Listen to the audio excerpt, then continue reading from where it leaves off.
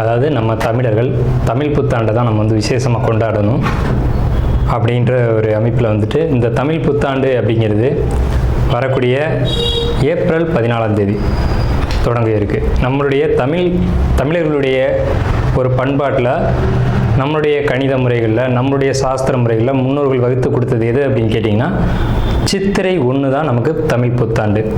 பிறக்க போகிற தமிழ் புத்தாண்டு இந்த சித்திரை 1 அப்படிங்கிறது விஸ்வாசு வருடம். அதாவது 60 வருடங்கள் தமிழருக்கு பிரபவ விவ சுக்ல பிரம்மோத்துத பிரம்மோத்பத்தி ஆங்கிரச ஸ்ரீமுக பவ யுவ தாது ஈஸ்வர வெகுதானியா அப்படின்ட்டு 60 வருடங்கள் தமிழ் வருடங்கள் கொடுக்கப்பட்டிருக்கு. அதில் 39வது வருடமானது விஸ்வாசு வருடம்.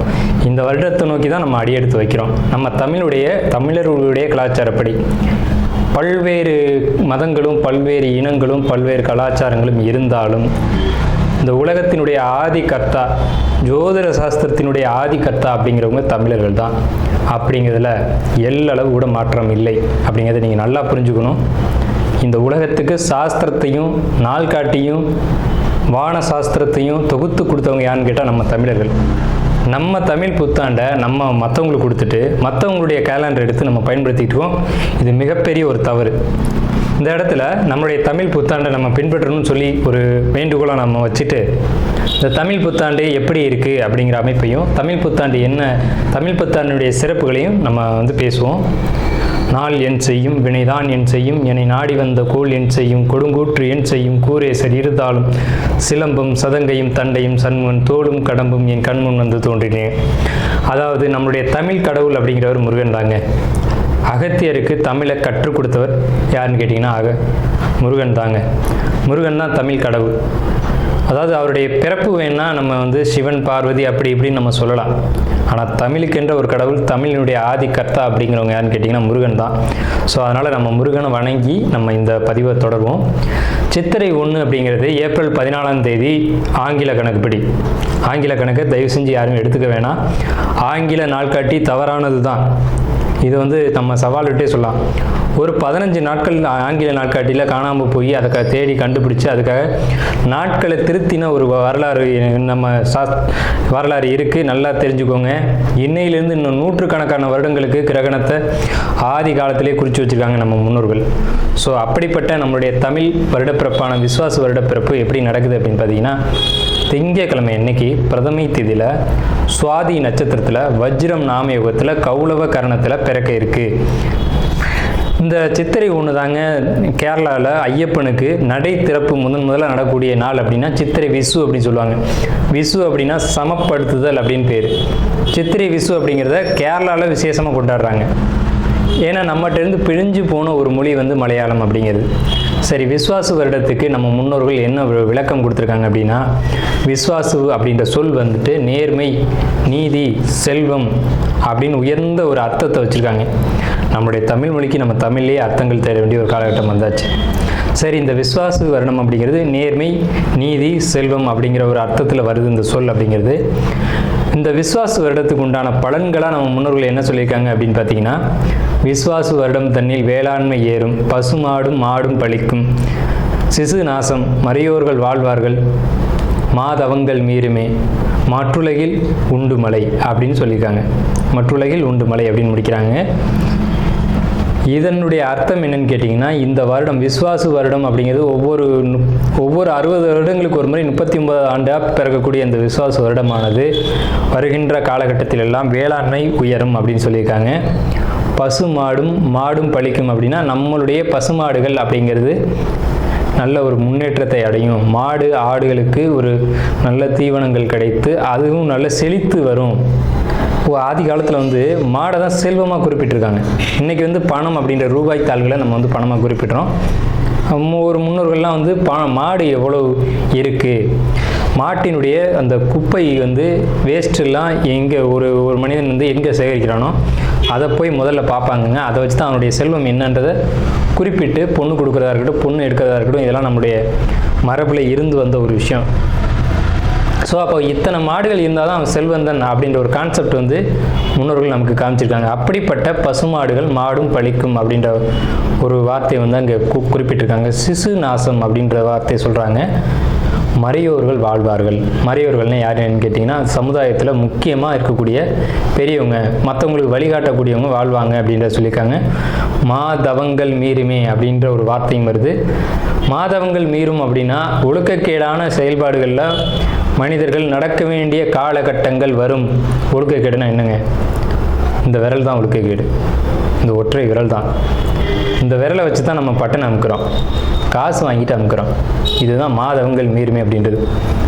ஸோ அந்த மாதிரிலாம் இல்லாமல் மனசாட்சிக்கு துரோகம் செய்யாமல் யார் நீதி பரிபாலனம் செய்வாங்க அப்படின்றத தெரிஞ்சு சரியான வாக்களித்து நல்ல தலைவனை தேர்ந்தெடுக்க வேண்டிய காலகட்டங்கள் அப்படிங்கிறத இங்கே மறைமுகமாக இந்த விசுவாச வருடத்தினுடைய வெண்பா பாடல் அப்படிங்கிறது நமக்கு சுட்டி காட்டுது. இந்த சித்திரை வருட பிறப்பானது மகர லக்னம்னு சொல்லக்கூடிய சர லக்னங்களில் விழுகுது.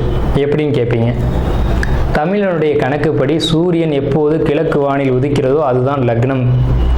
ஸோ சித்திரை மாதம் 1ஆம் தேதியானது உதிக்கக்கூடிய நேரம் அப்படிங்கிறது கிழக்கு வானத்தில் சூரியன் உதிக்கக்கூடிய அந்த டைம் அப்படிங்கிறது 2:22 அதிகாலை மணி 2:22க்கே சூரியன் கிழக்கு வானத்தில் உதிச்சிடறார். அப்போ அது லக்னமாக போட்டுக்கணும், இந்த வருடத்தினுடைய பிறப்பு லக்னமாக போட்டுக்கணும்.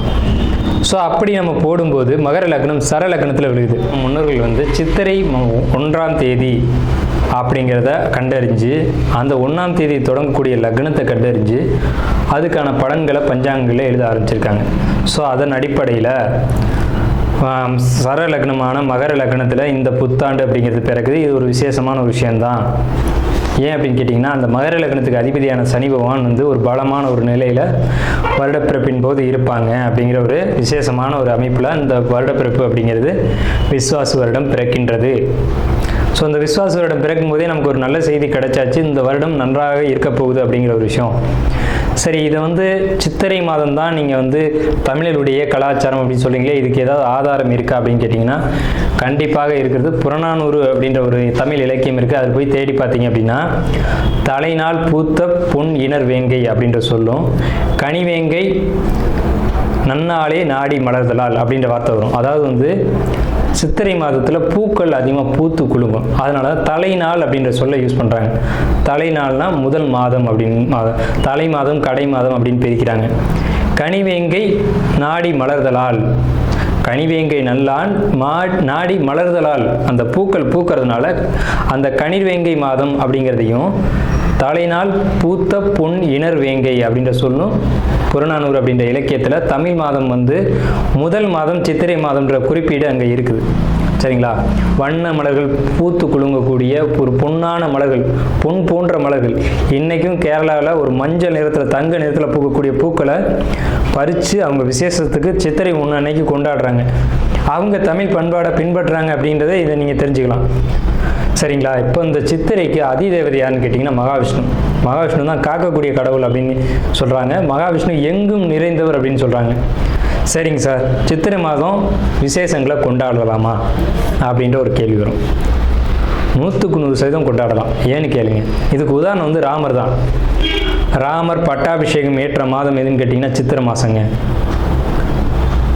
அப்போது விலக்கப்பட்ட மாதங்கள் அல்ல, இது விசேஷத்துக்கு ஏற்றுக்கொள்ளப்பட்ட மாதம் எதுன்னு கேட்டிங்கன்னா சித்திரை மாதம்தான். பகவத்கீதையிலே ஒரு வார்த்தை வருது, ருதுக்களில் நான் வசந்த ருதுவாக இருக்கிறேன் அப்படின்னு கிருஷ்ணன் சொல்கிறார். நம்மளுடைய வாக்கியம் இல்லை, இது பகவானுடைய சொல். அப்போ வசந்த ருது அப்படின்றது எதுன்னு கேட்டிங்கன்னா சித்திரை 1 தான் வசந்த ருதுனுடைய தொடக்கம். வசந்த காலம் அப்படிங்கிறது வெயில் காலம் அப்படின்னு தான் பேர், கோடை காலம் அப்படின்னு பேர். வசந்த காலமானது சித்திரை வைகாசி, இந்த 2 மாதத்தையும் வசந்த காலம் அப்படின்னு குறிப்பிடுறாங்க சமஸ்கிருதத்தில். அப்போ இந்த வசந்த காலம் எனக்கு பிடித்த ருது அப்படின்னு சொல்கிறாரு கிருஷ்ணர். ஸோ ராமர் பட்டாபிஷேகம் ஏற்றுக்கிட்ட ருது எது அப்படின்னு கேட்டிங்கன்னா சித்திரை மாதம். அப்போ சித்திரை மாதம் புது வீடு வாங்கலாம், புது வீடுக்கு கிரகப்பிரவேசம் பண்ணலாம், புது மனை எழுப்பலாம், மனை சம்பந்தப்பட்ட விஷயங்கள், மங்கள காரியங்கள், இது எல்லாம் செய்வதற்கு உகந்த மாதம் சித்திரை மாதம்.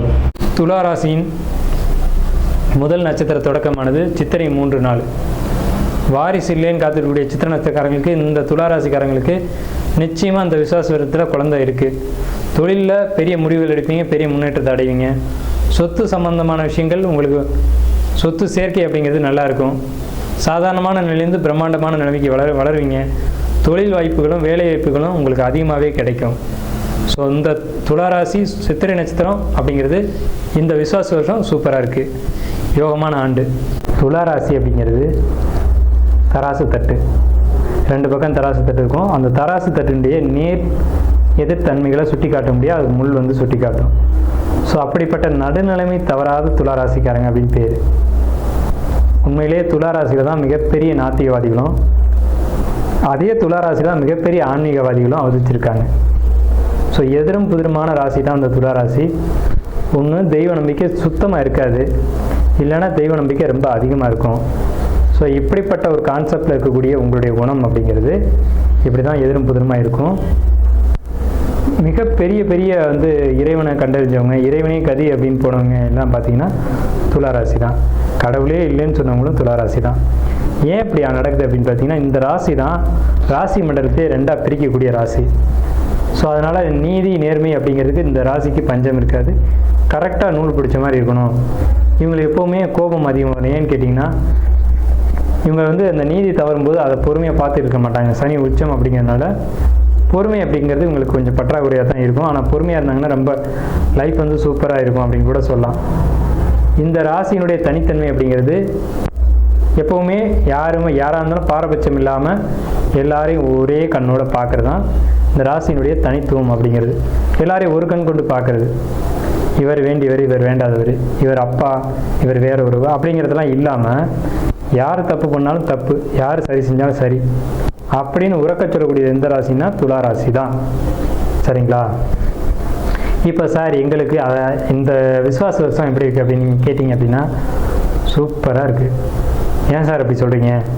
உங்கள் ராசிக்கு ஆகாத கிரகம் 3 ஆறுக்குடைய குரு, ஆனால் 9ஆம் இடத்துல உட்காந்துருக்கார். ஓடிப்போனவனுக்கு 9ல் குரு, அகப்பட்டவனுக்கு அட்டமத்தில் ராகு அப்படின்னு சொல்லுவாங்க. அப்போ ஓடிப்போனவனுக்கு 9ல் குருனா ஏன் அப்படி சொல்லியிருக்காங்க அப்படின்னா, 9ல் குரு இருந்தால் ராசியை பார்க்கும், ராசிக்கு 3ஆம் இடத்தை பார்க்கும், ராசிக்கு 5ஆம் இடத்தை ஒரே காலத்தில் பார்க்கும். ராசி 3, 5 இந்த 3 இடங்களை ஒரே காலத்தில் பார்க்கும்போது அது மிகப்பெரிய நல்ல விஷயங்களை செஞ்சுட்டு போயிடும். என்ன நல்ல விஷயன்றதை பார்ப்போம். முதல்ல தனவரவு. பணம் தானே எல்லாத்துக்கும் முக்கியம். அதுவும் துளாராசிக்கு ரொம்ப முக்கியம் வந்து பணம் தான். ஏன்னா இந்த வீட்டின் அதிபதிய சுக்கிரன் தானே. திடீர் தனவரவு அதிர்ஷ்டமும் இந்த விசுவாசத்தில் உங்களுக்கு தான் உண்டு. கணவன் மனைவி உறவை பொறுத்த வரைக்கும் கொஞ்சம் கான்ட்ராவர்சி அப்படிங்கிறது இருக்கத்தான் செய்யும்.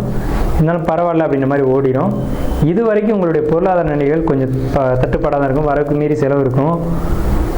குடும்பத்தில் சுபகாரியங்கள் நடந்திருக்கும், அதுக்கான செலவுகள் நீங்கள் மேற்கொண்டிருப்பீங்க. ஸோ இதெல்லாம் கடந்த காலகட்டத்தில் நடந்தது. நல்ல சிந்தனைகள், புதிய முயற்சிகள் இப்போ நடக்கும். அதே மாதிரி புதிய தொழில் முயற்சிகள், புதிய வேலை வாய்ப்புகள் இதெல்லாம் அதிகரிக்கக்கூடும். இதனால் உங்களுக்கு வந்து பார்த்திங்கன்னா எதிர்காலம் அப்படிங்கிறது ரொம்ப பிரைட்டாக தெரியும். எதிர்காலம் பற்றின உங்களுடைய கனவுகள் வந்து பெரிய அளவில் வச்சுக்கிட்டே போவீங்க. அதிர்ஷ்டமான காலகட்டம் தான் அப்படிங்கிறதுல எந்த ஒரு மாற்று கருத்துக்கு இடமில்லை. சாதாரண நிலையிலேருந்து மிக பிரம்மாண்டமான நிலைக்கு உயர போகிறீங்க அப்படிங்கிறதுல மாற்று கருத்துக்கு இடமில்லை. முன்னேற்றத்தை அடைவிக்க நல்ல திறமையும் அந்த திறமைக்கான சரியான வாய்ப்புகள் இந்த காலகட்டத்தில் கிடைக்கும். இப்போ ஒரு குழப்பத்திலேருந்து ஒரு தெளிவு கிடைக்கும். ஏன்னா சந்திரனை குரு பார்க்குறாங்க. ஒரு நாள் குழப்பத்திலேயே போட்டு இதை செய்வோமா வேணாமா அப்படின்னு நினச்சிட்டு இருந்ததுக்கு பதிலாக இப்போ ஒரு தெளிவு கிடச்சிக்கும். இதை செய்யலாம் அப்படின்ற ஒரு இறுதியான ஒரு முடிவு வருவீங்க. இடமாற்றங்களும் பயணங்களும் அலைச்சல்களும் உங்களுக்கு உண்டு. அதனால் பாதிப்பு இருக்கா சார் அப்படின்னு கேட்டிங்கன்னா கண்டிப்பாக பாதிப்பு இல்லை. அதனால் நல்ல ஒரு சிறப்பான நிலைக்கு போகக்கூடிய காலகட்டம் தான் உங்களுக்கு வந்துக்கிட்டு இருக்கு. எதிரிகள் இது வரைக்கும் இருந்திருப்பாங்க, இனி இருந்த இடம் தெரியாமல் போயிடுவாங்க. இதுக்கு முன்னாடி எதிரிகளுடைய தொந்தரவு அப்படிங்கிறது இருந்திருக்கும். இனி அந்த பேச்சுக்கு இடமில்லை. சிரமங்கள் எல்லாமே சரியாகும். உங்களுக்கு இந்த விஸ்வாச வருடம் பொறுத்த வரைக்கும் சந்திரனுக்கு 6ல் சனி, 5ல் ராகு, 11ல் கேது. ஆன்மீக வழிபாடுகளை பொறுத்த வரைக்கும் கொஞ்சம் குறைச்சிக்கோங்க. கோயில்கள் போகிறதுக்காக கொஞ்சம் குறைச்சிக்கோங்க. ஏன்னா சார் எல்லோரும் கோயிலுக்கு போக சொல்லுவாங்க, நீங்கள் போக வேணாம்னு சொல்கிறீங்க அப்படின்னா தற்சமயம் கிரக நிலைகள் அப்படி தான் இருக்குது. கோயிலுக்கு போனால் உங்களுக்கு சில பாதிப்புகள் ஏற்படலாம் அப்படின்ற ஒரு நிலை இருக்குது. ஸோ அதனால் அதிகபட்சம் ஆலய வழிபாடுகளை குறைச்சிட்டு வீட்டிலே இருந்து தியானம், யோகா, மெடிடேஷன் இந்த மாதிரியான விஷயங்களை ஃபாலோ பண்ணுங்கள். அது சிறப்பான ஒரு நல்ல விஷயங்களை ஏற்படுத்தி கொடுக்கும். உங்களுடைய சிந்தனைகளில் ஒரு நல்ல மாற்றங்கள் அப்படிங்கிறது ஏற்படும். நல்ல ஒரு உடல் ஆரோக்கிய மேம்பாடு. இவ்வளோ நாள் உடம்புல பிரச்சனை இருந்தது சார் அதனால் கவலைப்படுதுங்க அப்படின்ற ஒரு நிலையை கடந்து இனி உடல்நிலைகளை பொறுத்த வரைக்கும் ஒரு நல்ல ஆரோக்கிய மேம்பாடு அப்படிங்கிறது இருக்கும். உங்களுக்கு வயிறு சம்மந்தப்பட்ட விஷயங்களில் பிரச்சனைகள் ஏற்பட வாய்ப்பு உள்ளது. வயிறு அல்லது அடிவயிறு இது சம்மந்தப்பட்ட பாதிப்புகள், செரிமான கோளாறுகள், குடல் வாழ்வு பிரச்சனைகள் இதெல்லாம் ஏற்படுறதுக்கான ஒரு வாய்ப்புகள் உள்ளது. ஏன்னா 5ல் ராகு 6ல் சனி அப்படின்னா இந்த மாதிரியான தொந்தரவுகளை கொடுக்கும் அப்படின்ற ஒரு அமைப்பு இருக்குது. அதே மாதிரி பாத எரிச்சல், பாதத்தில் தொந்தரவு, காலில் பிரச்சனை, கால் வலி, அந்த மாதிரியான தொந்தரவுகள் வயதானவர்களுக்கு வரக்கூடும். ஸோ இயல்பாக வாலிபத்தில் இருக்கக்கூடியவங்களுக்கு அந்த மாதிரி தொந்தரவுகள் வராது. மாணவர்களை பொறுத்த வரைக்கும் படிப்பில் கவனம் செலுத்த மாட்டீங்க, ஆனால் படிப்பில் கவனம் செலுத்தணும். படிப்பை தவிர்த்து மற்ற எல்லா விஷயங்களையும் கவனம் போகும். ஷேர் மார்க்கெட்டை பொறுத்த வரைக்கும் லாபங்கள் ஓரளவுக்கு இருக்கும். கடந்த காலகட்டங்கள் மாதிரி இல்லாமல் இனிய லாபங்கள் உங்களுக்கு கொடுக்கும் அப்படிங்கிற ஒரு அமைப்பு இருக்குது. அதே மாதிரி உங்களுக்கு படிப்பை பொறுத்த வரைக்கும் மாணவர்களுக்கு இந்த ஆண்டு மந்தம் தான். விசுவாச வருடத்தை பொறுத்த வரைக்கும் துளாராசிக்காரங்க மாணவர்களை பொறுத்த வரைக்கும் படிப்பில் மந்தம் ஏற்படும், அதில் கவனமாக இருக்கணும். அதே மாதிரி பெண்கள் பொறுத்த வரைக்கும் படிப்பு உண்டு அப்படின்ற படிப்பில் மட்டும் கவனம் செலுத்தணும். ஜாபுக்கு போகக்கூடியவங்களை பொறுத்த வரைக்கும் துளாராசிக்காரங்களுக்கு ஜாப்பில் எந்த ஒரு விதமான தொந்தரவுகள் இல்லை. கடுமையாக உழைக்கக்கூடியவங்களை பொறுத்த வரைக்கும் மட்டும் இல்லை, அதிகமாக வேலை செய்ய மாட்டேன் ஆனால் எனக்கு சம்பளம் மட்டும் கரெக்டாக வந்துடணும் அப்படின்னு நினைக்கக்கூடியவங்களுக்கு பாதிப்புகளை கொடுக்கும். ஸோ அப்போ நீங்கள் என்ன பண்ணணும் அப்படின்னா, எந்த அளவுக்கு ஜாப்பில் தொந்தரவு இருக்கக்கூடாதுன்னு நினைக்கிறீங்களோ அந்தளவுக்கு உங்கள் கடமையை நீங்கள் சரிவர செய்யணும். அதே மாதிரி தொழில் பண்ணக்கூடிய துளாராசிக்காரங்களை பொறுத்த வரைக்கும் பெரும்பாலும் தொழிலில் தான் துளாராசிக்காரங்க இருப்பாங்க. தொழில் செய்யக்கூடியவங்களுக்கு பிரம்மாண்ட லாபமும் பிரம்மாண்ட வெற்றியும் இருக்குது. ஏன்னா பாக்கியஸ்தான குரு அப்படிங்கிறது தொழிலில் நல்ல முன்னேற்றத்தை கொடுக்கும். அதுவும் குறிப்பாக வியாபாரம் பண்ணக்கூடியவங்க, டைப்பு, எழுத்து, பத்திரம், இந்த துறைகளில் இருக்கக்கூடியவங்களுக்கு ரொம்ப பெரிய ஒரு வளர்ச்சிக்கான காலகட்டம் தான். ஆனால் அதுலேயும் தொழிலையும் உழைப்பு அதிகமாக செலுத்தணும் அப்படிங்கிற காலகட்டம். ஸோ துளாராசி ஓவராலாக பார்க்கும்போது ஒரு 55% மேலே நல்ல பலன்கள் இருக்குது. ஸோ நம்ம மேலே சொன்ன மாதிரியான நல்ல பலன்கள் அப்படிங்கிறது துளாராசிக்கு இருக்குது. எச்சரிக்கையான விஷயங்கள் அப்படிங்கிறது தேவையற்ற பயணங்களை குறைச்சிக்கணும். ரொம்ப லாங் ட்ராவல் அப்படிங்கிறத நிச்சயமாக குறைச்சிக்கணும். வெளிநாட்டு பயணங்கள் அப்படிங்கிறது இருக்கக்கூடாது. அதே மாதிரி தேவையில்லாதவங்கள்ட்ட பேசக்கூடாது. உங்களுக்கு பொறுத்த வரைக்கும் மனசு, இருதயம் அப்படின்ற விஷயங்களை பொறுத்த வரைக்கும் உங்களுக்கு ஹார்ட் சம்மந்தப்பட்ட விஷயங்களில், அதே மாதிரி நுரையீரல் இது சம்மந்தமாக பிரச்சனை இருக்கிறவங்க அதில் கொஞ்சம் கேர் எடுத்துக்கணும். ஏன்னா இங்கே பாதிப்புகள் வர்றதுக்கான வாய்ப்புகள் உள்ளது. உணவு பொறுத்த வரைக்கும் வெளியிட உணவுகள் எடுத்துக்க வேண்டாம். அலைச்சல்களை பெரும்பாலும் குறைச்சிங்க. வெளியூர் வெளிநாடு பயணங்கள் வேண்டாம். கணவன் மனைவி உறவை பொறுத்த வரைக்கும் கருத்து வேறுபாடுகள் ஏற்படும். அதை விட்டு கொடுத்து போய் தான் சரி பண்ணணும்.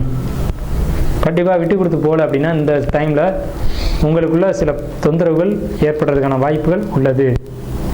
ஸோ இது எல்லாத்துக்கும் தீர்வு துளாராசிக்காரங்களாக இருக்கும் பட்சத்தில் அங்கே சுவாதி நட்சத்திரம் இருக்குது. துளாராசிக்காரங்களுக்கு இந்த நெகட்டிவான பலன்கள் சொல்லியிருக்கீங்களே, இதுக்கு பரிகாரம் வேணும் அப்படின்னு கேட்டிங்க அப்படின்னா, ஒன்று லக்ஷ்மி நரசிம்மர் வழிபாடு பண்ணுங்கள். இந்த லக்ஷ்மி நரசிம்மர் தலையில் வந்து 5 நாகங்கள் இருக்கிற மாதிரி ஒரு அமைப்பு இருக்கும். அதனால் லக்ஷ்மி நரசிம்மர் வழிபாடு பண்ணலாம். இல்லை அப்படின்னு சொல்லக்கூடியவங்க தொட்டியமில் வந்து திருநாராயணபுரம்னு ஒரு கோயில் இருக்குது. வேதநாராயண பெருமாள் அப்படின்னு அந்த பெருமாளுடைய பேர். அந்த கோயிலை போய் வழிபாடு பண்ணிங்கனாலும் துளாராசிக்கு நெகட்டிவான பலன்கள், துலா லக்னத்துக்கு நடக்க வேண்டிய நெகட்டிவான பலன்கள் அப்படிங்கிறது அந்த ஒரு 40% சொல்லியிருக்கோம் இல்லையா, அது வந்து தவிர்க்கப்படும். ஸோ துளாராசிக்கு என்னுடைய வாழ்த்துக்களும் வணக்கங்களும்.